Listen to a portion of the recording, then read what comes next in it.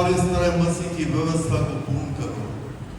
आनंदित रहो और सिद्ध हो जाओ, शांत हो, एक सा मन रखो, मेल से रहो और प्रेम और शांति का दाता परमेश्वर तुम्हारे साथ रहेगा। प्रिय मसीह, विवाह परमेश्वर के द्वारा मनुष्यों के बने रहने और दाम्पत्य की परस्पर सहायता करने के लिए स्थापित किया गया है, ताकि जीवन के परिश्रम हल्के किए जाएं, चिंताएं कम की जाएं और संतानों के उत्तम प्रतिपालन के द्वारा भावी पीढ़ी की अगुवाई की जाए। विवाह एक पवित्र कार्य है, इसके उद्देश्य और कर्तव्य भी पवित्र हैं। इसलिए बाइबल आदेश देती है कि विवाह सब में आदर की बात समझी जाए। पति का कर्तव्य यह है कि वह अपनी पत्नी से प्रेम करे, उसका आदर करे और बुद्धिमानी के साथ विश्वसता से जीवन निर्वाह करे। इसी रीति से एक पत्नी का कर्तव्य यह है कि वह अपने पति के साथ प्रेम रखे और नम्रता पूर्वक परिवार की देखभाल करे और अपने भले स्वभाव व आचरण के द्वारा पति को जिसकी सहायता के लिए वो दी गई है प्रसन्न रखे।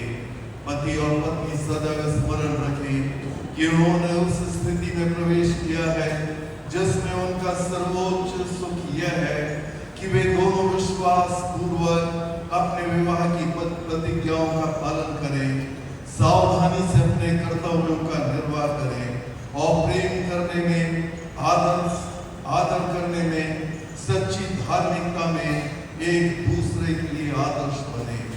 हम परमेश्वर से इस जोड़े के लिए प्रार्थना करें और आशीष मांगें कि वह उन्हें स्थिर, प्रेममय, आशीषमय, आनंदमय विवाहित जीवन का वरदान दे।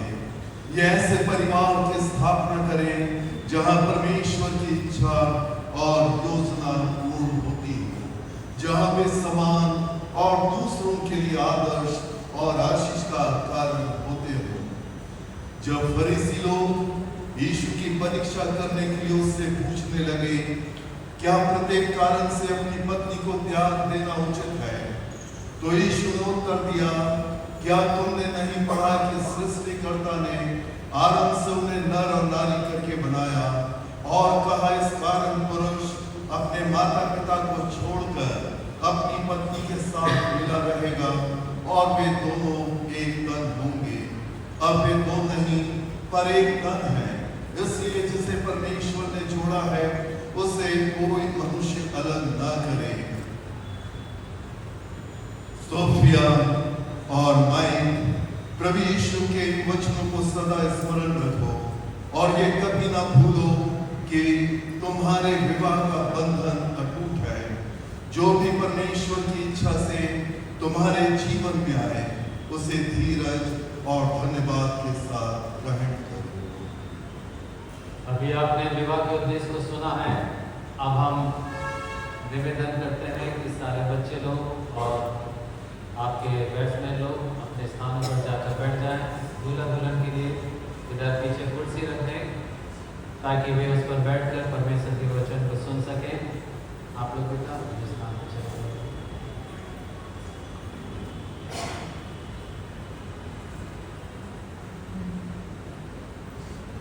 कुर्सी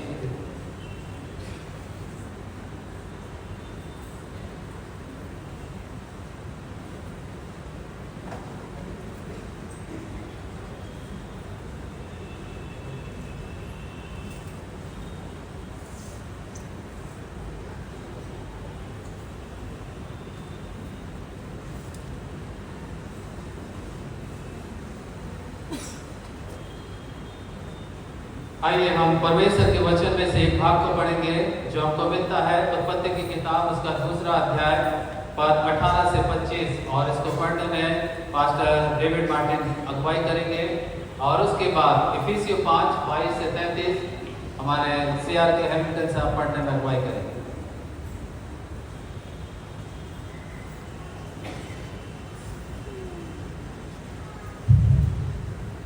हम पढ़ेंगे पवित्र शास्त्र बाइबल में से उत्पत्ति की पुस्तक उसका 2 अध्याय उसके 18 पद से लेकर 25 पद तक। Genesis chapter 2 versus 18 to 25। फिर यहोवा परमेश्वर ने कहा, आदम का अकेले रहना अच्छा नहीं, मैं उसके लिए एक ऐसा सहायक बनाऊंगा जो उस